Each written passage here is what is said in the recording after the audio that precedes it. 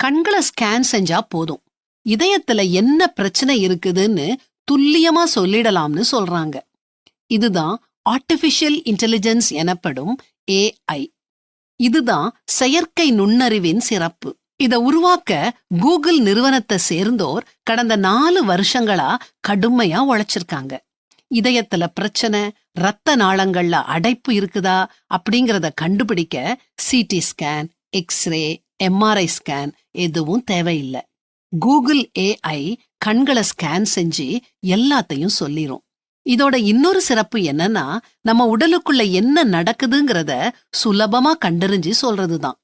இன்னொரு முக்கியமான விஷயத்தையும் இது செய்யுது.